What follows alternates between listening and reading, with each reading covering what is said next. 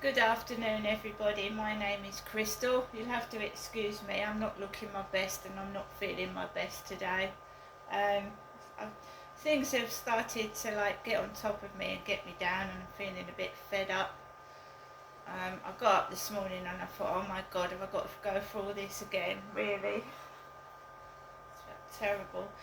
Alexa, what's the time, please? The time is 12:23 p.m. So it's 23 minutes past 12, right? And gradually things build up over time and it makes you feel completely useless. There's nothing I can do about anything. I keep trying to change my situation and I get a brick wall and nothing happens. I'm actively trying to get some help to get out of here. I do bid on properties, but I'm being given properties that are not suitable. I'm eligible for an older person's property. I'm being given properties that are on the 4th, 5th and 6th floor of blocks of flats, and properties that don't take pets. Everything that is no use really. So I'm stuck in this place until I can find somewhere suitable. I've just had a phone call from my mother and I've let it go to voicemail. I don't know if there's any posters yet because I haven't seen a post person this morning. They usually come in the afternoon.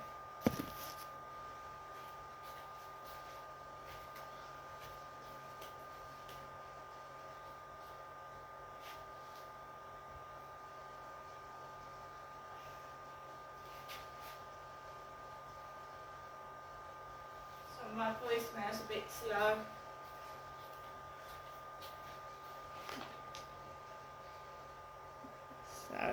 Sorry, my voicemail is slow, my phone's slow.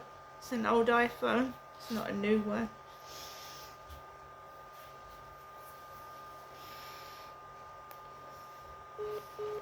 Alright, so it's turned itself off.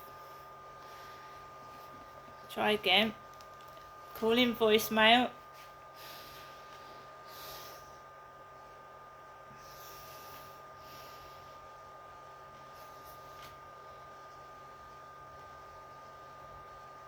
To your EE voicemail, you have 2 new messages and 3 saved messages. First new message, received yesterday at 9:27 p.m. Your message will be saved for 7 days. Next new message, received today at 12:17 p.m. Good afternoon, Janessa. This is your mother, Jennifer, speaking to you from her landline phone. Her can't getting through to you. Can you give me a ring whenever you can to let me know you're all right? Thinking of you, Janessa. But the post doesn't go till tomorrow. Other than that, thinking of you, Janessa. I hope you're okay, and do give me a ring when you can. And I hope you come up to see me soon. Bye for now, Janessa. Love, Mum. Take care. To return the call at your message deleted. First, save. Well, I'm coping. I feel like I'm nearly being sunk. Nearly, but I'm coping by myself.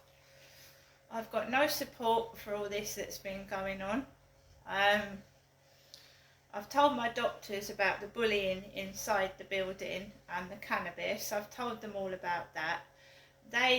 I had to pay £40 to get a note from my doctor's surgery, and which was sent to Medway Council, but obviously they don't feel that me moving is an emergency, so I just have to keep waiting for a suitable property to get out of here. The stress level that I felt this morning, I just didn't want to come back into this flat. I just didn't want to do anything this morning. It's got on top of me now.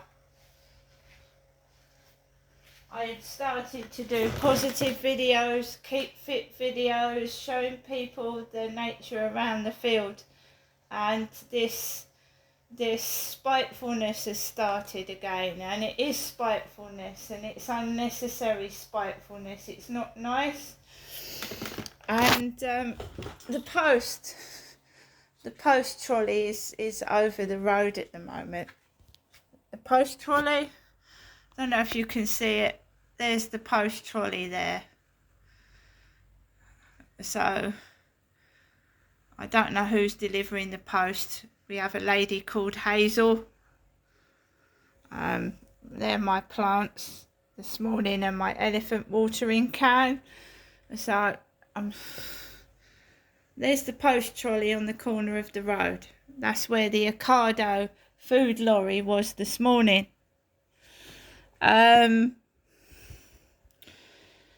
So I'll check the post later on.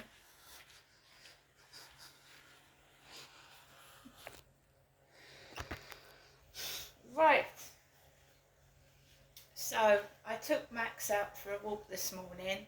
I threw some rubbish out first, and then I walked straight onto the field.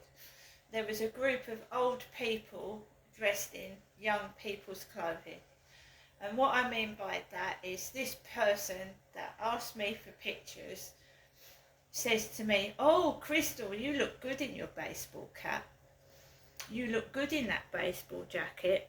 And so I go up onto the field, and they've dressed old people in baseball caps and clothes, similar clothes that I wear. So you've got old men in tight t-shirts, old men in baseball caps. This is why I'm not giving this person any photographs. And when I was sat doing FaceTime calls with this guy called Sean, of course he was obviously taking notice of what I was wearing.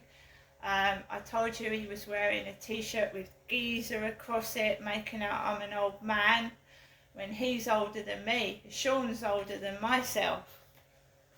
So he really should know better about asking women to take their clothes off. So I walked past a group of older people, and they moved off. They moved on. And then there was just one guy coming down the path with a black dog, but the black dog was on a lead.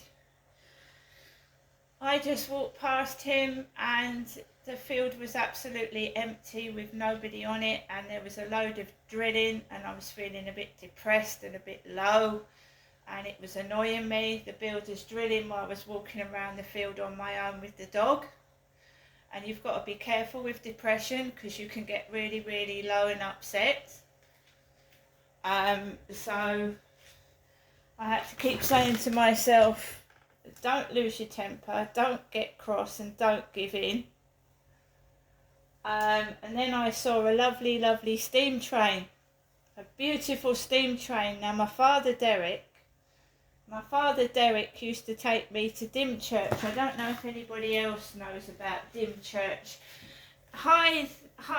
Dymchurch and Hythe Railway, the miniature railway. Well, when I was a little girl, my dad used to love going to Dymchurch, and we used to go on the miniature train. So there was a steam train, going into Rochester Station. So my father Derek liked steam trains. He used to love steam trains.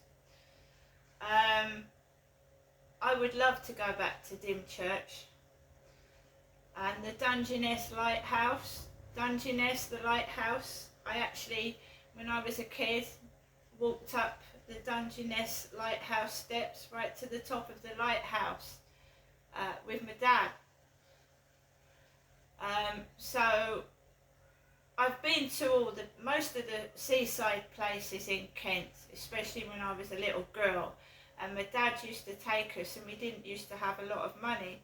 And you know, my dad was one of these people that used to try and get things for free. He always had his cigarettes, he always had his drink, but there was never any money to spend on things like the fairground rides and stuff like that, or ice creams. So he would take us all on holiday on a limited budget, and I would have to watch other kids like enjoying themselves, and I just was we went on holiday, but he never had any money. So we'd like stay in a caravan or a cottage that he'd booked, but there wouldn't be any money to spend on, things to enjoy. So you'd be stood there watching other kids enjoy themselves while you were being walked off your feet for miles. My dad used to walk Mum and me for miles in the hot heat, and we'd literally get burnt till our skin was peeling off. I've got photographs of me as a kid being almost burnt red till my skin was raw. Just walked us for miles in the blazing hot midday sun on holiday. I got really skinny when I was 13. There was never any money, but he always had money for alcohol and cigarettes. And his cars, he always had cars as well. When I came down in 2008, I was upstairs in the bedroom of Victoria Road, and my mother had gone missing. She'd gone missing for a couple of hours. And I was left in the bedroom with my father, and he said he was going to get a yellow car. And I said, where's Mum? Where's Mum gone? And it ended up that she'd gone up to the hospital, the Medway Maritime Hospital, in the dark for some reason. That's what she said. And she came back, but I'd been left in the bedroom with my father for 2 hours, and he was an abusive man. So I'd been left alone with him, and she'd left me alone in the bedroom with my father. But we're going on to my dad's cars. The first car that he got when I first came in 2008 was silver. He got about 5 to 10 different cars while in a number of years. He had a Alfa Romeo. He had Ford Escorts. He had a little electric car. He had all these different cars, and he took me into the Halifax Bank but between 2008 and 11. He took me into the Halifax Bank, and he bought a car for £2,000, and I wasn't his wife. My mum didn't go into the Halifax Bank with him. She used to stay at home, and I used to go out with my dad everywhere. The last time that my mum went out with me and my dad was to Herne Bay, and she ordered a kid's meal. She started acting silly, and she ordered, the restaurant staff said, you can't order a kid's meal, you're an adult. She ordered a kid's meal in a restaurant, and then she went into a health shop and got some rose hip for £17. She bought a bottle of rose hip for £17. Rose hip is poisonous. It is. Alexa, what is rose hip? The rose hip or rose hip, also called rose haw and rose hair, is the accessory fruit of the various species of rose plant. It is typically red to orange, but ranges from dark purple to black in some species. Alexa, is rose hip poisonous? Rose hips is generally considered an edible food. Always contact a healthcare professional for specific concerns about allergies or dietary restrictions. Some people are allergic to things, so she spent £17 on a bottle of rose hip, and that's all she bought. And I didn't have very much money. I didn't. When I came down, I was on benefits, and I just had my children, I'd left my children, the benefits had gone to my husband, and I was left with very little money. And my mum was spending a load of money, loads of it, before my dad died. So he, like I said, he had a number of cars. He got a Land Rover from a guy called Paul in Dover. He bought a Land Rover that had broken wind mirrors that was dangerous, and it conked out at the traffic lights. So my dad was a dodgy geezer. He was a dodgy geezer, right? Derek was a dodgy geezer. But my mum stopped coming out with me and my dad. But early 2009, she stopped coming out with us, and she was pretending to be childish. She ordered a kids' meal in a restaurant, right? So it was like I took her place.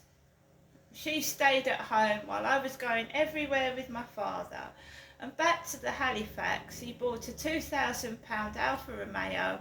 He went into the Halifax, and I had to watch a member of staff count out £2,000 in £50 notes in front of me when I'd had all my benefits taken off me. And my husband had got the child benefit because he took over looking after the kids. Something else I want to say, I was being sexually assaulted by my father while one of my children was in hospital, and I wasn't allowed to see them. That's another thing I want to say. And I did report my father to the police, but I was told to shut my mouth.